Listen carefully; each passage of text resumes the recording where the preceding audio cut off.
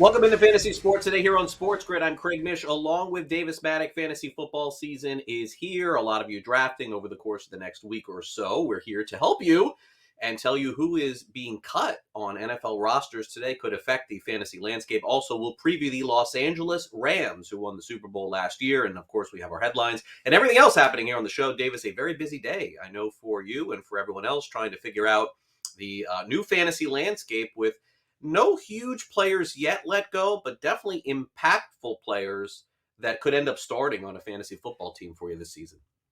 Yeah, nothing, no big news items coming across the wire. Honestly, I would say in terms of the fantasy football landscape, the biggest thing. Yeah, we have Davis figuring out audio issue here, but Davis is absolutely right. No question, there are so many players today and tomorrow looking for new jobs, and we're going to go through some of those players and tell you whether or not you should be drafting them in fantasy based on perhaps a new destination inside the top 200, some players outside the top 200 as well. Let's get to our headlines here on the show. The Angels last night beat the New York Yankees as Aaron Judge ended up hitting his 50th home run of the season. My gosh, on pace for somewhere between 56, 57. We'll see if he could end up doing it. By the way, Albert Pujols also hit his 694th home run. So we'll see if he gets to 700. Serena Williams advances to the second round of the U.S. Open.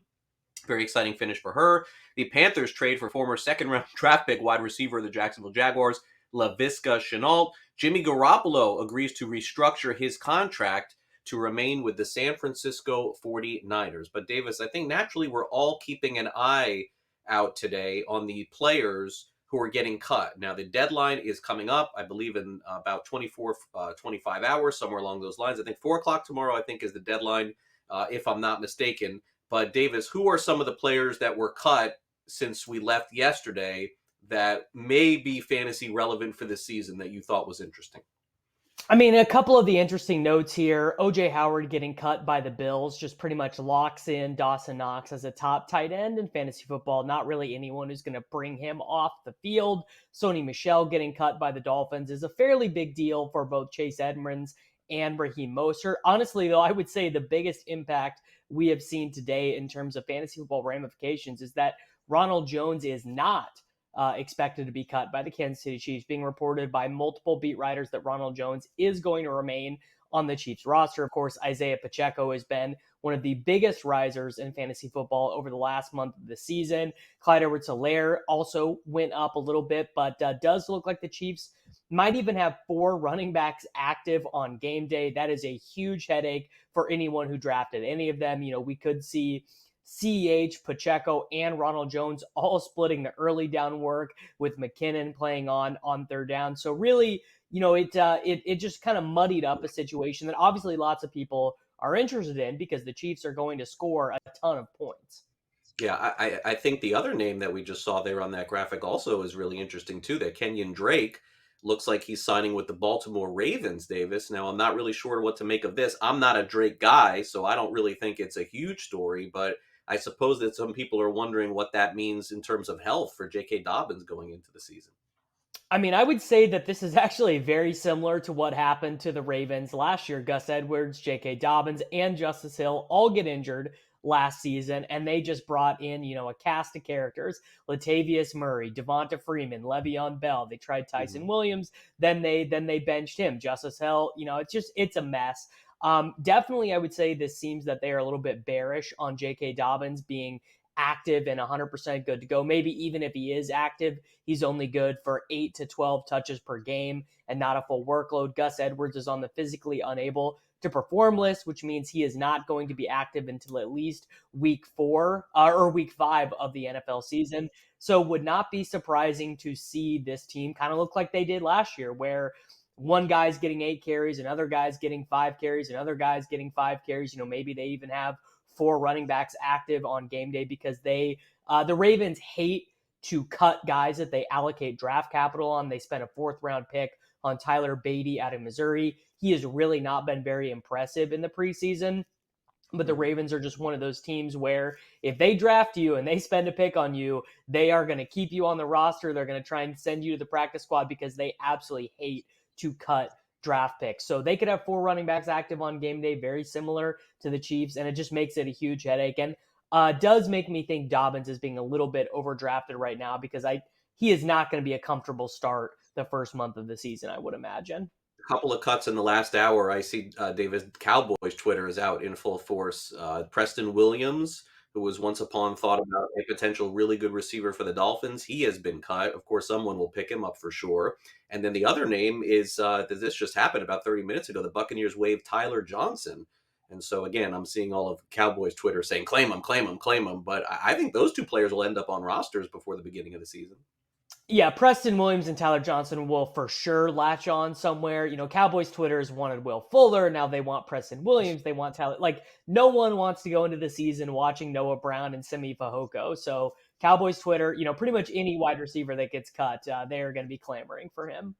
All right, we'll see if they get their way down to the Cowboys through waivers. We'll find out about that, I think, on Wednesday or Thursday. So still a lot happening in the NFL, but our fantasy football previews continue as we take a look at the world champion Los Angeles Rams coming up next. What will their team look like in 2022 from a fantasy perspective? Davis and I will have that next for you. Stay on the grid. Great.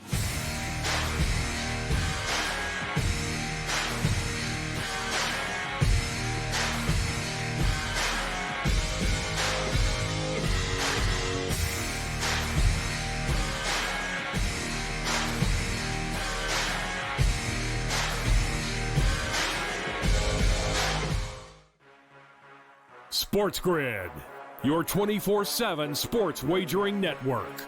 In the landscape of college sports, some things remain the same. College football today. Of Alabama in winning SEC championship. It's the island of misfit toys. Fantasy sports today. You have to understand that. Can they survive those first 4 games? They can go 2-2. Pro football today. This franchise, they are comical. Now, I'm not making light of the injuries. This is a brutal rash. In-game live, all access. You can take the money line. And the sports book, if you shop around, you can get it at 133. But that's my best bet on the night, Joe. So that's the one I'm going big. In-game live, prime time. I'm a bit nostalgic. I'm going with an international, Jason Day and Sergio Garcia. But boy, you want to give me 8.5 points with a desperate team facing elimination? Get the winning edge. Only on Sports Grid, your 24/7 sports wagering network.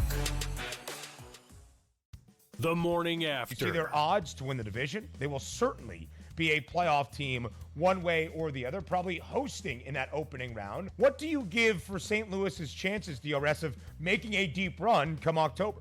Looks like the Cardinals are playing their best baseball right now. And if we're going to get pitching, particularly from their starting frontline pitchers, anywhere close to what they're doing now, they have a legitimate chance because they have those power arms in the back end that I got to tell you again, that 1 through 9, they run out the there. Sports Grid Network. The early line. Also, if you do have union wages, as we like to say, do Major League Baseball teams say, okay, that's fine and good. Rookie ball, yep, that's gone. Single A, that's gone. Lower A, that's gone. To instructional league, that is gone as well. And quite frankly, we don't need single A altogether or double A. We'll just use triple A here, which limits the amount of jobs that some of these Major League Baseball players, should I say minor league baseball players, aspiring to be Major League Baseball players will have. Only on Sports Grid. Sports Professor Rick Harrell with your Sports News Minute. M&T Bank Stadium, last preseason game of the year.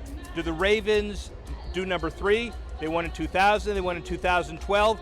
Everybody in Baltimore thinks so. Just signed Lamar Jackson.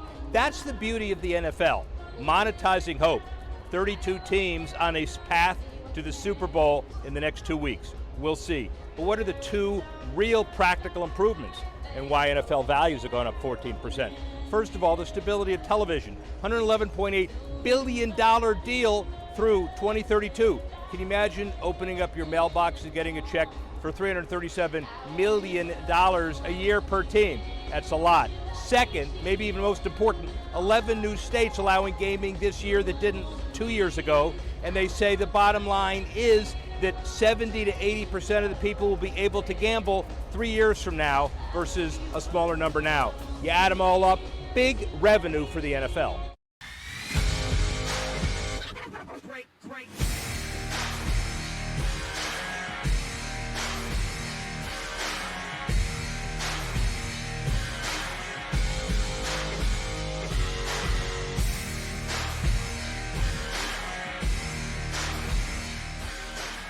The Rams were the story of the NFL in 2022, mostly, or 2021, mostly because of their great wide receiver, Cooper Kupp, who had a historical season in both reality and fantasy. Davis, they acquired Matthew Stafford to, take over the quarterbacking there for Jared Goff. And boy, that turned out to be the difference in winning a Super Bowl and getting knocked out before one.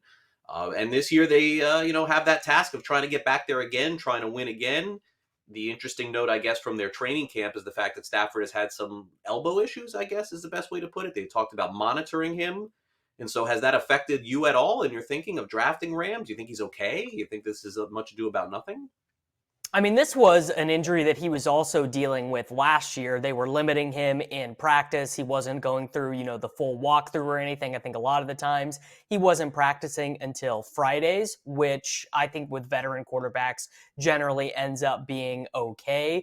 I'm not really worried about any of these guys. I think the Rams offense is, pretty much all draftable at their ADPs, and Stafford probably has one of the more attractive ADPs in terms of pass-only quarterbacks. He goes after Brady, right around Aaron Rodgers, right around Derek Carr, and I prefer Stafford to all those guys simply because I don't know how effective the Rams are going to be at running this season, and I also think, Cooper Kupp, Allen Robinson, those are really good perimeter wide receivers. We'll see what ends up happening. Van Jefferson is dealing with a knee injury, and they kind of have a huge question mark between, who's going to be their third wide receiver. Is it going to be Van Jefferson? Is last year's second-round pick Tutu Atwell going to make his way onto the field at 155 pounds? Is converted tight end Jacob Harris going to be out there? A lot of different guys who could play third wide receiver for them. Could just be we see a lot of Tyler Higbee, 90-95% snap shares. But last year's Super Bowl champions have, I think, a fair few question marks in terms of who is going to get the ball on offense for them this year. All right, so let's take a look at the average draft position according to the National Fantasy Football Championships for the Los Angeles Rams. We have Matthew Stafford checking in around the 8th round with an ADP of 92. Cam Akers is a third-round pick. His ADP is 42, or early 4. Darrell Henderson's ADP has fallen quite a bit since last year. He is at 134. Cooper Kupp is usually the 4th or 5th overall pick in fantasy. Allen Robinson now has his third team in the NFL with the Rams. His ADP is 67. And then Tyler Higbee's ADP is late round pick, 184 for the tight end there. And last year, Stafford Davis threw for 41 touchdowns and 4,600 yards, ended up winning the Super Bowl. It was a great story, but I guess the question is, does that story continue along this year? You mentioned it. His ADP somewhere around the 8th round. He's a borderline starter for most in fantasy football, but I tend to agree with you. I think that of that range of quarterbacks between like 10 and 15, he seems pretty safe. He does seem pretty safe, and you also know that you're going to have some good spike weeks with him, when Van Jefferson scores one of those long touchdowns, the 3-touchdown Cooper Kupp games. Last year, Stafford had multiple 4-touchdown games and had 4 games with more than 330 passing yards, obviously did phenomenally in the playoffs, 3 touchdowns in the Super Bowl. Probably the interesting thing, you'd win some bar trivia on this if you asked who led the NFL in interceptions last season. I don't think that very many people would have guessed Matthew Stafford. Maybe they would have guessed Fields or Lawrence or one of the young guys who was kind of struggling to make their way. And I actually think that's kind of what makes Matt Stafford good. If you look at the way Aaron Rodgers has played over the years, he's very, very conservative.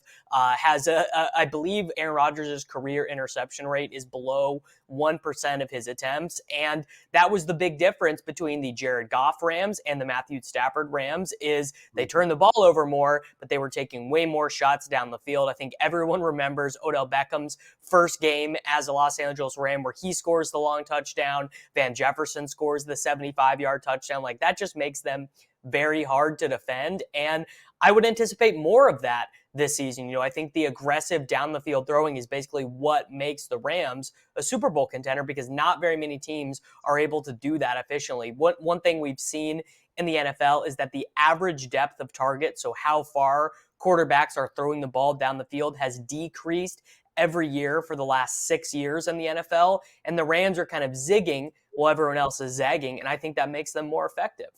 Yeah, no, definitely the case, and very well coached, as you said, and that's why fantasy is so appealing for this team. Speaking of which, Cam Akers was one of the bigger stories of last year, returning very early from an ACL injury, and what a really great story it was, but unfortunately didn't look very good when he came back. Now, a lot can be attributed to that, and I guess that's why we'll do a deeper dive here. His ADP is 18 in terms of running backs taken. His positional ranking is 18, and overall is going approximately in the 3rd round. So what's interesting, Davis, is that had Cam Akers come back last year and look great, he'd probably be a 1st-round pick in fantasy football. But for some reason, whatever we saw in that last month and leading up to the Super Bowl is giving people some pause for sure. Why is he going so low in fantasy football drafts?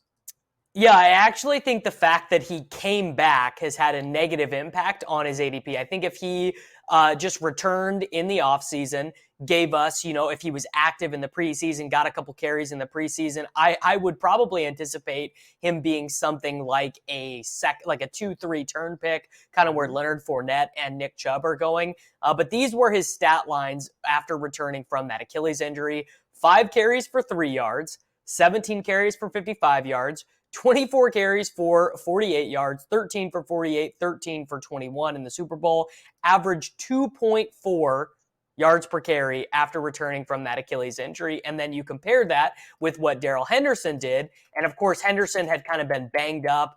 And that was why I think Akers rushed back, was that they just couldn't count on Henderson to stay healthy. But he averaged almost 5 yards per carry last season, was far better in the passing game than Akers was. Sean McVay was talking to the media 2 weekends ago, and he said he viewed the backfield as having 2 starters, right? So he's got Cam Akers and he's got Darrell Henderson, a 1A and a 1A, kind of like the Green Bay Packers situation. I think Akers is honestly a terrible pick where he goes in fantasy football drafts. I prefer the guys who go directly behind him: Tony Pollard, A.J. Dillon, Eli Mitchell, Clyde Edwards-Helaire, Antonio Gibson. I think all of those guys are better picks than Akers, because it would be very strange to me to see Akers have, a 70-30 dominant split over Darrell Henderson in this backfield, considering that Akers is not a particularly good passing down back and Henderson is. So Henderson to me is the far better selection at cost. Yeah, and I remember us talking about him a lot last year as we take a look at Henderson, and he was on my teams last year for sure. And it was super frustrating because when he was on the field, Davis, he looked like one of the best running backs in the NFL. But every time he got hit, I was worried he was going to miss 3 weeks. And usually that was the case. So maybe Akers being healthy ends up helping him this season. But I think you have to eliminate the idea of Henderson being a primary back. But certainly starting him as a RB2 or a flex, I think that's got to be in play, provided he has some help. I just don't think he could do it all by himself. I mean, I think that's probably the theory that the team is using. It really would not surprise me if in week 1, the Los Angeles Rams take the field and Darrell Henderson leads the backfield in touches. He's playing on 3rd downs. He's getting the check downs from Matthew Stafford, working in pass protection. But they have a very good insurance policy in a guy they took in the 2nd round, Cam Akers, where Or maybe it truly is a 50-50, kind of like Kareem Hunt and Nick Chubb in Cleveland, where they really do split the work to kind of keep both of those guys fresh. I think one of the big things working in both their favor is rookie 4th-round pick Kyren Williams got injured in the offseason. He's not going to know the playbook. He's not going to be good to go. Sony Michel, I suppose, could reemerge on the roster after getting cut by the Dolphins. But they, teams that don't have a good 3rd back, I think, are a great spot to target both of the running backs. Yeah, what would throw a monkey wrench in this, you're right, is if Sony Michel came back, but Sony Michel was the primary running back for the Los Angeles Rams in the last couple months of the season. So that would be a huge game changer for them if it happens, still to be determined. Coming up next, we continue our preview of the Los Angeles Rams, and we'll focus in on the wide receivers and tight ends next. Stay on the grid. Great.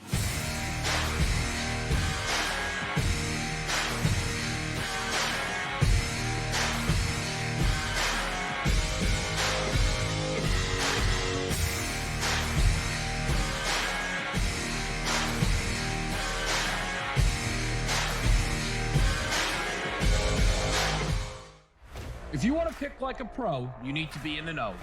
The future of sports gaming is now, and we take you inside the lines, breaking down all the action and what it means for your bet slip.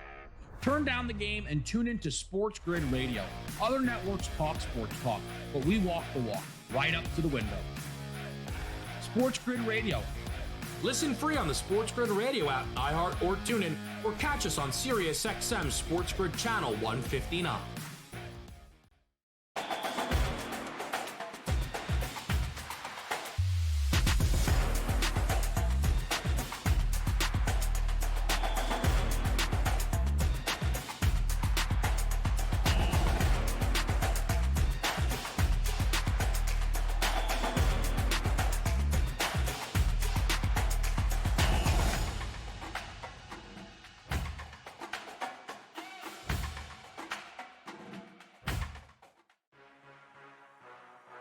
Sports Grid, your 24/7 sports wagering network.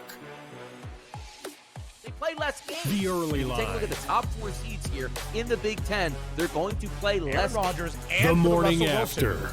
we saw movement in the marketplace like Fantasy sports the Cleveland today. Cavaliers are a little thin as well. Newswire. Minus 160 favorite on the money line today for Arizona. Pharrell coast to PBG, coast. that's where they win cups. They win Stanley Cups over there.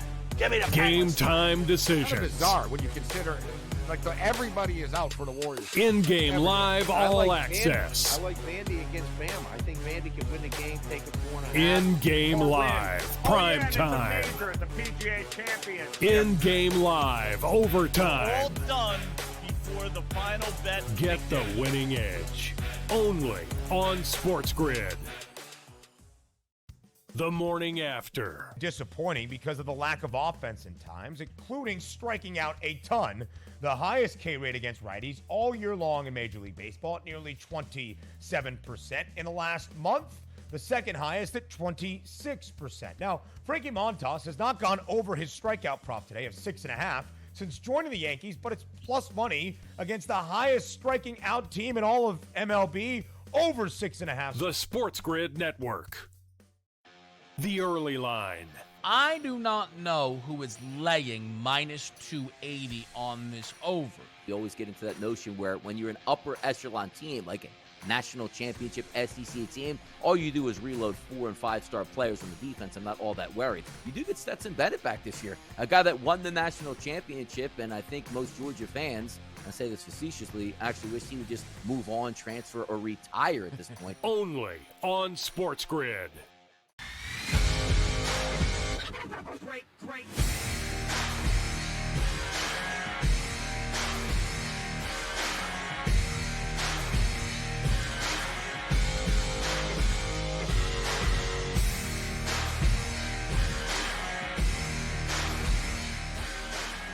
Our fantasy football preview of the Los Angeles Rams continuing here on Fantasy Sports Today on Sports Grid. Thanks for being part of our show today. Hopefully you have a great fantasy football season. Maybe we'll help you out with some opinions here on the Rams. Let's start off with their average draft positions. Davis and I are going through everyone here on the show on their team. We already took a look at their quarterback and running backs, and now here are their wide receivers. Cooper Kupp is ADP is 4, which basically means he's the 4th overall pick. Cam Akers, somewhere around the 3rd, 4th round, who we already discussed. We'll hit on Allen Robinson. And naturally, we talked about Matthew Stafford and Darrell Henderson. You can find that on demand or just hit rewind if you're watching us live. All right, so Cooper Kupp is one that I tend to doubt, Davis. Why do I doubt? I look at huge numbers in sports for anyone and say they can't do that again. That's just generally the thinking, is that when you put up a historical season like he did, the thought process has got to be he can't do it again. I thought that last year. I was wrong. He went above every number again. So, Davis, I will ask you again, 3 years in a row for Cooper Kupp. Buying in on this once more. Yeah, I mean, Cooper Kupp is a phenomenal player. He's got multiple 1,000-yard seasons under his belt, 1,200 yards, 10 touchdowns in 2019, 950 yards, 3 touchdowns, a little bit of a downturn for him in 2020. Then the team trades for Matthew Stafford, and far and away, Cooper Kupp was the biggest beneficiary. But also remember, before Robert Woods tore his ACL last season, he had played in 9 games. He had 5 touchdowns. He had 600 receiving yards and 50 rushing yards. Like, he was also having a pretty good season, and it really was just those 2 guys. Van Jefferson wasn't contributing. Tyler Higbee and Gerald Everett weren't really earning targets. Darrell Henderson was doing fine. I would say probably the biggest thing in Cooper Kupp's corner is teams had every opportunity to stop him last season. The Rams played 4 playoff games. And if you take out, even if you take out some of the huge explosive games at the beginning of the season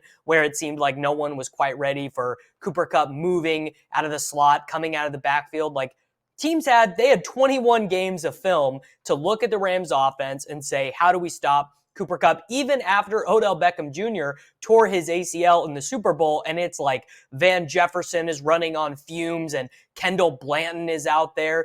The Bengals still could not stop Cooper Kupp. He had a couple key receptions in the second half of that Super Bowl win. In fact, I remember thinking that Cooper Kupp maybe should have won Super Bowl MVP. Of course, does not end up winning. They always give it to the quarterback. But I have basically no hesitation taking Cooper Kupp where he goes. And in fact, he is now going after Justin Jefferson. And is there a reasonable argument that you could take Jefferson or Chase over him? Sure. But then when you start getting into, do we take Cooper Kupp or Devontae Adams? Do we take Cooper Kupp or CeeDee Lamb? Cooper Kupp or Travis Kelce? I think it's clearly Cooper Kupp. There is actually probably an argument that Cooper Kupp could maybe even be targeted more this season than in last season, right? Allen Robinson maybe starts a little bit slow. They don't have a second receiving tight end. Odell Beckham Jr., if he even does end up re-signing with the Rams, which some people are speculating because it's so close to the season and he hasn't been signed, he won't be active until November or December. Cooper Kupp could see a Devontae Adams-esque target share. Cooper Kupp last season only 191 targets, but compare that to some of the wide receiver 1 seasons we've seen in the past. Antonio Brown, Michael Thomas, Devontae Adams, all of those guys have 200 plus target seasons. So maybe a hot take, but I actually could see Cooper Kupp declining in efficiency, but improving in volume this season. Yeah, and all those players you mentioned, 16 game seasons, not 17 too. Something to consider there as they've added a game in the NFL, no doubt. All right, so a range of outcomes is interesting for me on the next player we're going to talk about here, in Allen Robinson, because all we've heard over the last 7 years or 6 years, however long it's been, is that he's never had a good quarterback throwing to him. That's valid. It's been Blake Bortles, it's been guys in Jacksonville, guys in Chicago, and now he finally has Matthew Stafford with him. But Allen Robinson is not 24 years old anymore either. So I wonder, from your perspective, Davis, is this just that simple where he now has Stafford and then he becomes Robert Woods, from years past, 1,000 yards, 6-7 touchdowns? Or is the outcome, who knows? Julio Jones went to a new team. It didn't work out for him either. And again, more significant injuries for Julio Jones than Allen Robinson, let's be clear. But I think there's a range here. I don't know what the middle ground is. He's an intriguing player for me this year. He is a very intriguing player because we really have not seen Allen Robinson do it in, 5 years at this point. The last time we saw him be super productive, you go back and look at his 2015 season in Jacksonville, 151 targets, 1,400 yards, 14 touchdowns. Then the next season in Jacksonville, weirdly enough, exactly 151 targets again, but only 73 receptions, 883 yards, and 6 touchdowns. Then he gets traded to Chicago. He's kind of fine the first 2 years in Chicago, 154 targets, 1,100 yards, 7 touchdowns, basically fine for those first 2 seasons in Chicago, 2019 and 2020. Then last season, he's not even injured, truly not even injured, out there playing. And Craig, he just stunk. There's no way around it, getting out-targeted by Darnell Mooney, getting out-targeted by Cole Kmet, not able to get open at all. And I think you could probably argue, well, Allen Robinson didn't really care. He's catching passes from Andy Dalton. The team is tanking. They don't really care. Everyone hates Matt Nagy. Everyone's just like, I can't play for Matt Nagy. I don't care. I get it.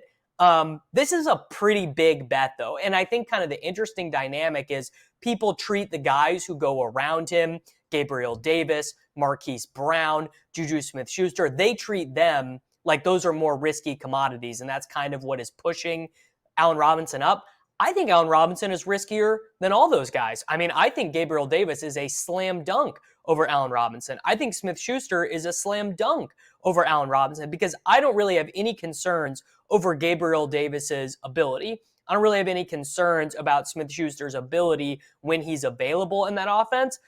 But Allen Robinson is heading into his age 29 season, And I don't know if he's still that good. I mean, when is the last time we saw Allen Robinson just beat some great cornerback, get open? And obviously Matthew Stafford will be the best quarterback he's ever played with. And I might look so stupid saying these things in 2 months. Allen Robinson's having a great time. He's in the sunshine in LA. Cooper Kupp is taking the safety away from him, and he's just beating these secondary corners. So I get his ADP, but very rarely am I rushing up to the podium to go select him. I think he's a break-even pick where he's going, but kind of unlike the T. Higgins, Jamar Chase, Godwin, Evans thing, I don't really foresee a world where Allen Robinson could outscore Kupp in fantasy points if they're both healthy.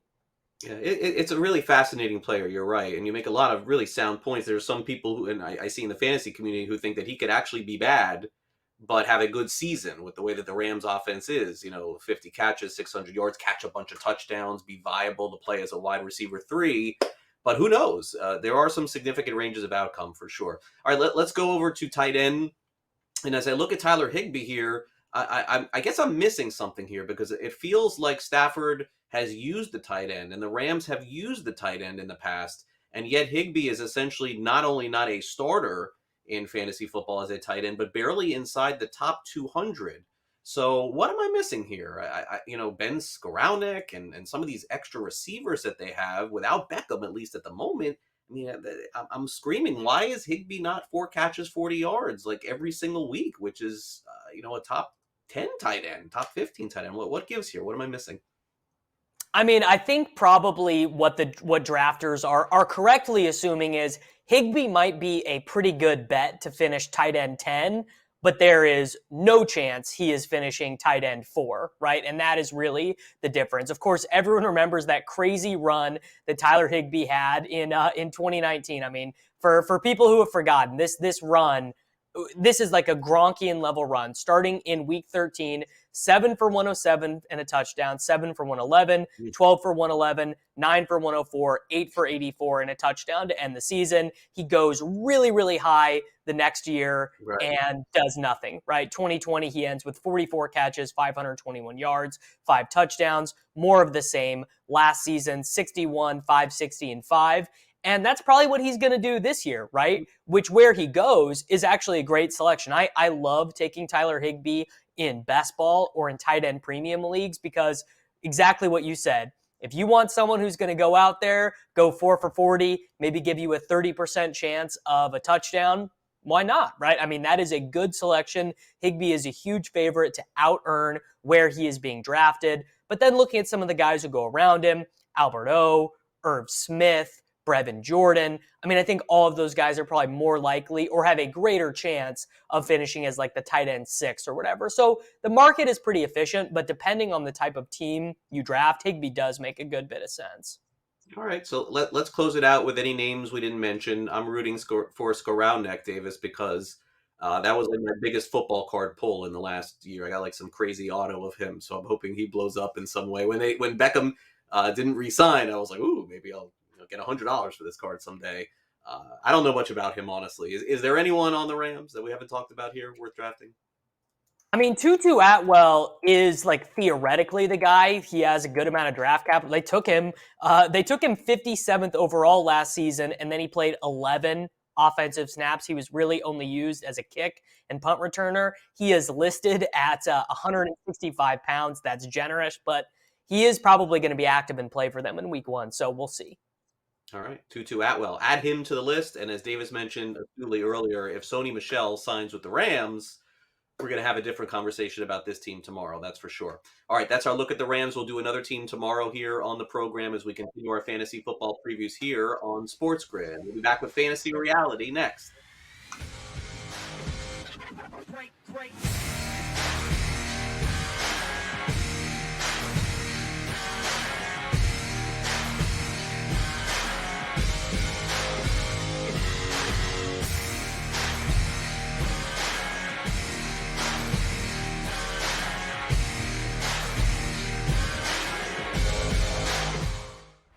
If you want to pick like a pro, you need to be in the know. The future of sports gaming is now, and we take you inside the lines, breaking down all the action and what it means for your bet slip. Turn down the game and tune into Sports Grid Radio. Other networks talk sports talk, but we walk the walk, right up to the window. Sports Grid Radio. Listen free on the Sports Grid Radio app, iHeart or TuneIn, or catch us on Sirius XM Sports Grid Channel 159.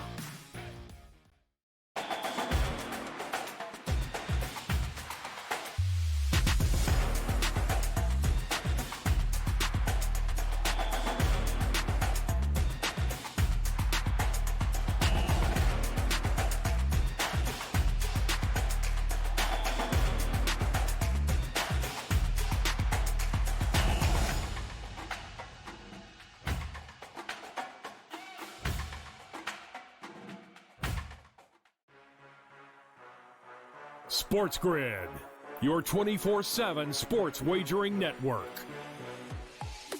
They play less games. The early Take a look line. at the top 4 seeds here in the Big Ten. They're going to play Aaron less. Rodgers and The morning Russell Wilson. after. We saw movement in the marketplace like Fantasy sports the Cleveland today. Cavaliers are a little thin as well. Newswire. Minus 160 favorite on the money line today for Arizona. Pharrell coast to TBG, coast. that's where they win cups. They win Stanley Cups over there.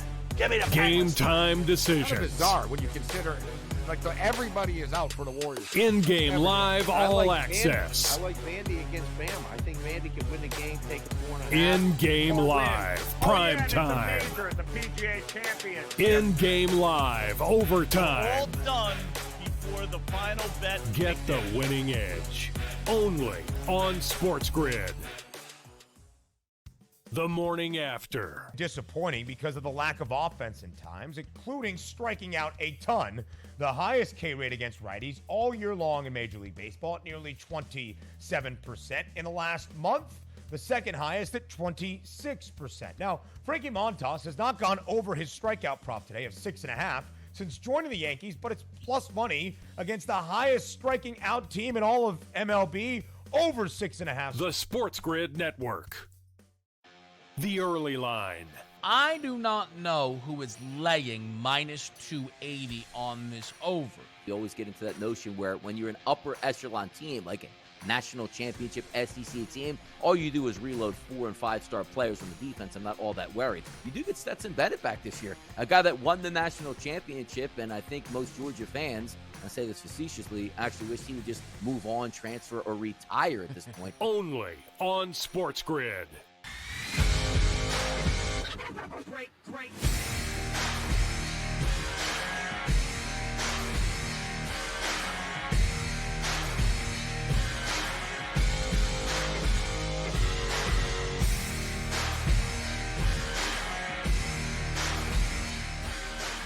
Welcome back to Fantasy Sports Today here on Sports Grid. We got Fantasy Reality coming up. For those of you on social media, you want to follow us on Twitter at Sports Grid and at Sports Grid TV for the latest news, notes, information, picks against the spread, and videos. Upcoming college football week 1 getting ready to get underway. Of course, all of our hosts are talking about that, as well as the NFL, which begins 1 week from Thursday. Davis, today is cut down day in the NFL, so is tomorrow. And naturally, the quarterbacks being cut are probably not going to be fantasy relevant at all. But boy, it does seem like the Minnesota Vikings just had a huge swing and a miss on former college quarterback Kellen Mond, who, boy, watching him in college, I didn't get why they even took him. I think we talked about this last year. The hope is, I guess, he'll catch on with like a practice squad or someone else. It's very hard for a quarterback to get cut right now and then make an active roster because, you know, the quarterbacks know the game plan and everything else. But certainly seems one of the higher quarterbacks taken a couple of years ago is going to have an uphill battle getting back in. Yeah, the way that old Vikings coach Mike Zimmer and the Minnesota Vikings beat writers talk about Kellen Mond, they just make him sound completely hopeless. One of the athletic beat writer for Minnesota, Arif Hassan, someone asked him to say the nicest thing he could about Kellen Mond last week, and he said he's trying, right? So that's about the kindest thing you can say about Kellen Mond. And I kind of liked him at Texas A&M, and he's sort of that profile of quarterback that we like, right? Like we like guys who are like athletic, they can get outside of the pocket, they can move a little bit, but Mond seems like he's having a tough time, kind of developing his game at the next level. To be honest, I think probably the next time we will see Kellen Mond will be the XFL this spring. When it's April, March, May, I think we will probably see Kellen Mond show up on one of those squads, and I will probably be tuned in for that, because this is so neither here nor there, but the XFL product in 2020 was so much better than the USFL product this season, and I think the quarterbacks they were able to draw was part of that. All right, well, we will see, and we'll wish Kellen Mond the best wherever he ends up. Let's talk more quarterbacks. It's time for some fantasy or reality.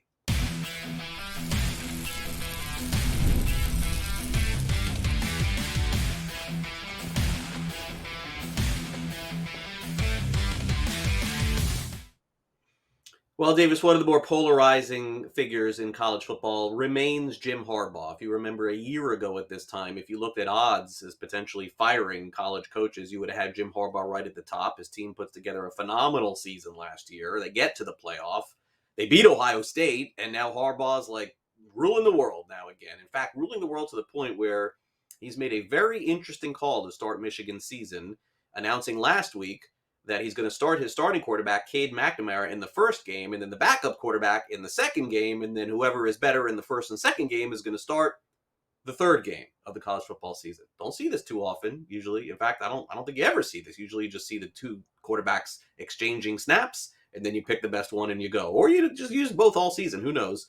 But what's interesting is that Harbaugh, in talking to reporters, called the quarterback battle biblical, referring to the Bible and referring to Solomon, and a lot of other things that I did not expect to read when we were talking about this before the show today. But fantasy reality, Davis, I guess we'll use his term.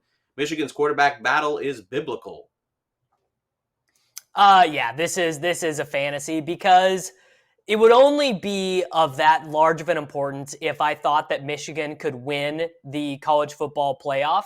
And I don't think Michigan has any chance of winning the college football playoff. I mean, obviously, Alabama is going to be far and away. Ohio State is the much better, Big Ten team. In fact, I actually think at some books, Ohio State is maybe even favored over Alabama to win the championship this year. And if you look at Ohio State's roster, C.J. Stroud, Jackson Smith, and Ohio State is going to be a nasty college football team this year. So I think this is Jim Harbaugh putting a little bit of ceremonial importance upon his team. And Craig, what does the old saying in football go? If you have two quarterbacks, you have zero quarterbacks. I think that is the exact situation that Michigan finds themselves in. So I got fantasy here. I think Harbaugh is blowing a little bit of smoke here.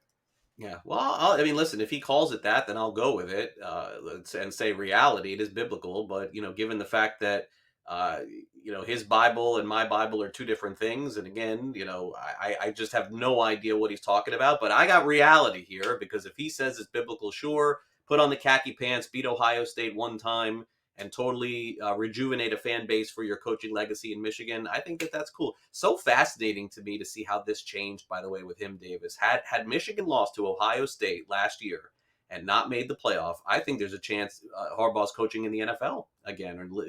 But instead, it's just like a whole new thing, contract extension, the whole 9 yards. I guess it's reality. If he says it's true, it is. And I like personalities in the NFL or in college. I don't dislike Jim Harbaugh at all. Anything that gets us talking about things on this show that gives us content, I'm all for. So reality for Michigan.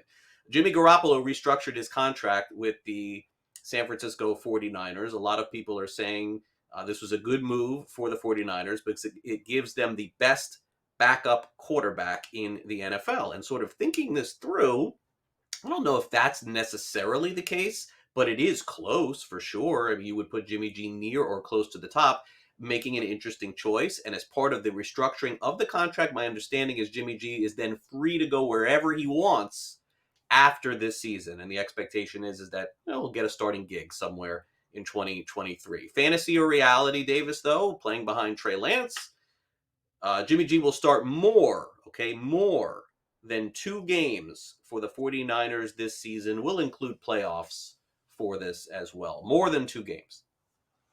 Yeah, this is not happening. This is a fantasy. I mean, I suppose Trey Lance could always get injured, but the reason why Jimmy Garoppolo signed this contract extension, and why the 49ers offered it to him was they were about to lose him for nothing. So if they traded him, Jimmy G would make less money, and the money that Jimmy G counted against the cap would be dead money, right? So it'd be money that the 49ers can't spend, that they're paying a player who can't pay, they're paying a player who is not on their roster. It also meant that Jimmy could not control where he signed. He could be claimed by anybody. This deal, really what it amounts to is the 49ers giving Jimmy G about $14 million in order to choose where he gets to play. So they gave him a no trade clause. But really what that means is Jimmy can say, you know what, I don't really want to go to Carolina. I don't really want to go to Seattle. I'd prefer to play for Tampa Bay. Right. I'd prefer to play for Dallas. I'd prefer to play for the Jets, right?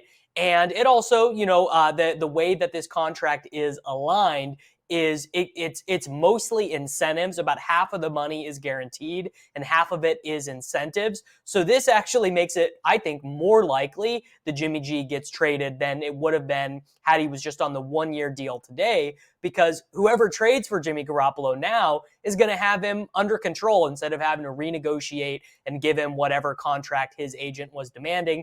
This truly, to me, feels like a win-win. The 49ers get a little bit of insurance if Trey Lance is injured, or if he just stinks, right? If they're through 3 games and Trey Lance has got 5 interceptions and has lost a fumble and just looks totally lost, then they can go back to Jimmy. But if the Lance thing is going okay, he's running, the defense is doing their job, and the 49ers, by the way, start the year with a super easy schedule. They play the Bears and the Seahawks. So I think the emotions on Trey Lance are probably going to be riding pretty high after 2 games. And then, let's say Dak Prescott rolls his ankle, right? Or let's say Brady has to miss a month, or, just something along those lines.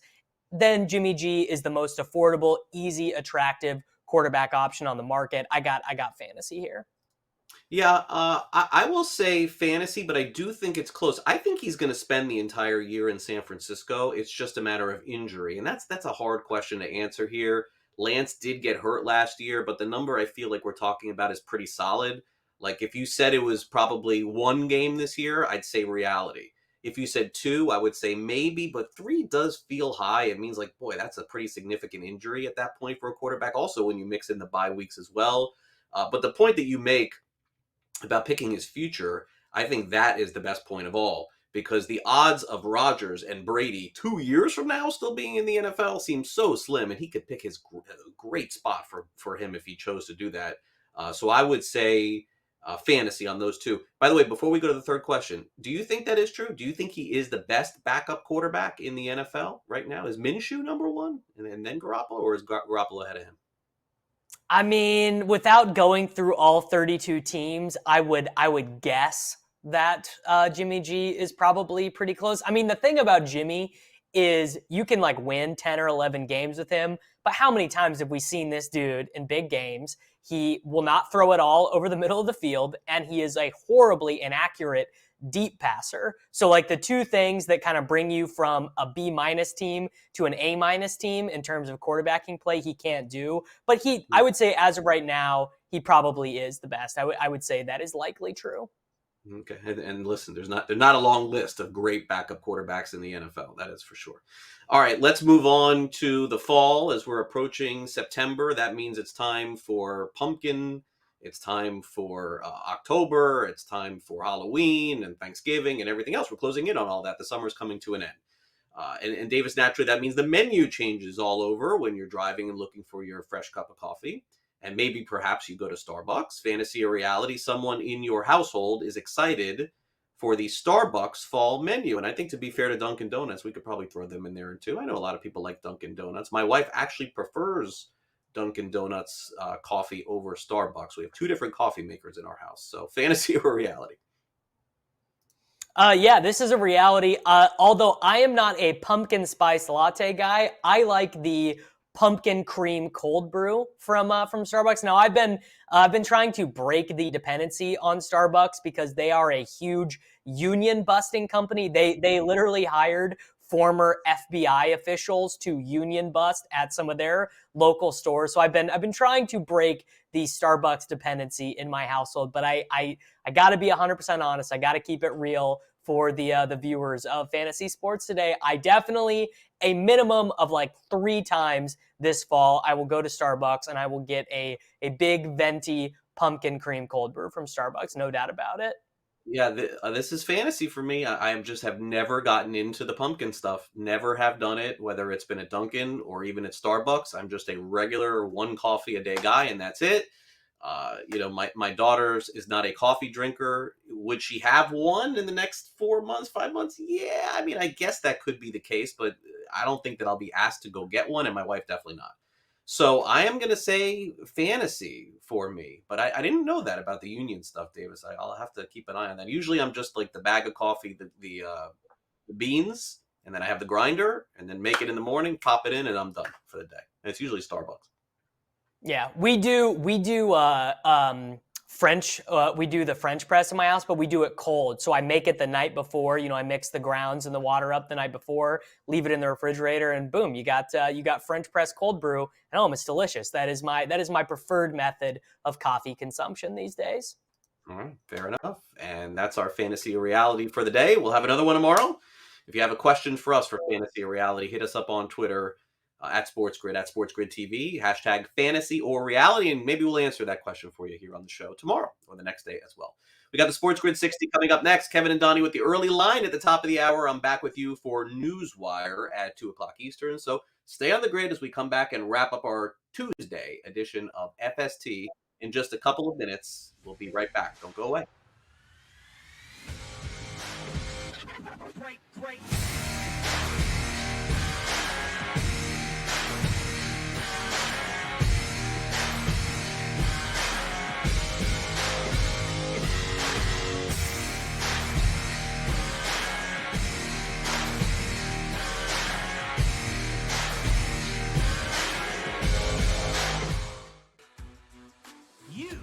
Might be the next daily fantasy millionaire. No matter what you watch or where you play, learn from the world's best DFS players. Lineup building tools, expert projections, and advanced stats change the way you play the game. Dominate the competition. DailyRoto.com, the player's choice. If you want to pick like a pro, you need to be in the know.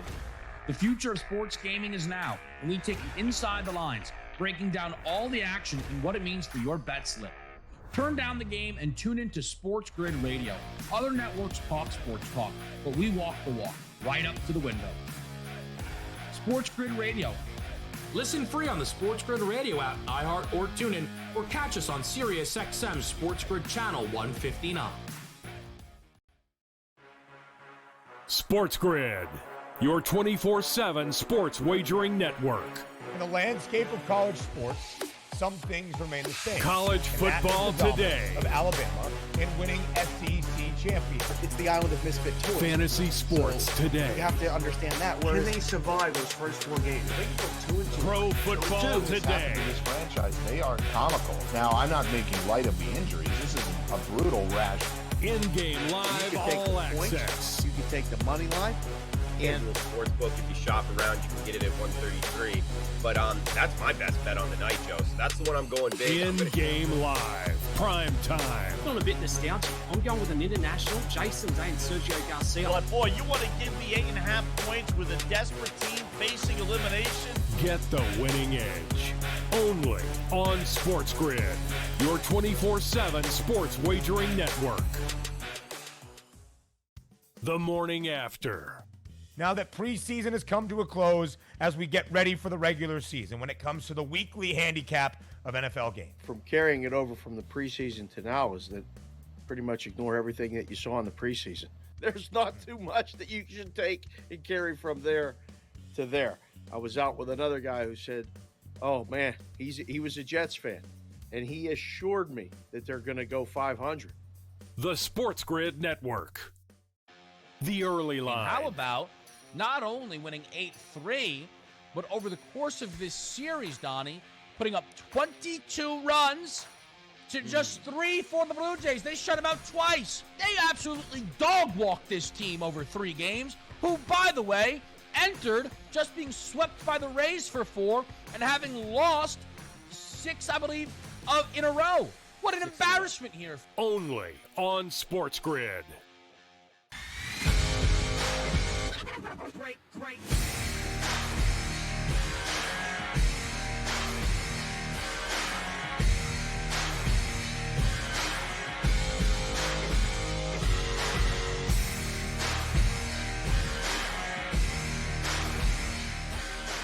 One other quarterback cut to mention, Josh Rosen, a former first round pick in the NFL, cut by the Cleveland Browns, looking for another team now in the NFL is Josh Rosen. Just want to mention that before we end the show. We'll have more cuts coming up at 2 o'clock Eastern on Newswire. Here's Davis with the Sports Grid 60.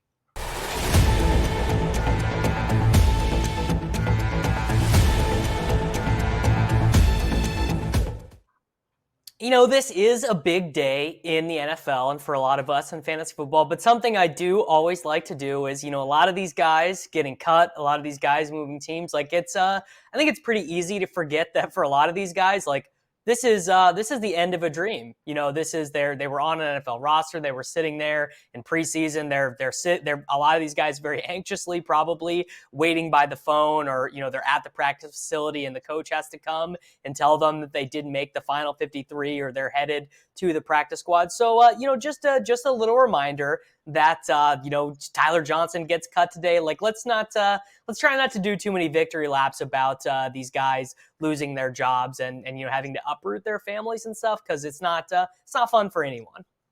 No, very well said, for sure. I don't know if you guys caught this over the weekend, but a Mickey Mantle 1952 Bowman sold for over $12 million, graded by SGC. And naturally, that led to a lot of questions here in my household, specifically from my wife, which is, why don't you have that Mickey Mantle card? Why didn't we make $12 million off that card? Not fully understanding the nature of how that works. Sports cards over the last year or two has tanked dramatically in terms of how much cards are worth. Everything has gone down significantly. But it's good to see that I could get called out for a card that I don't have in my own house, and didn't provide a $12 million outcome to that as well.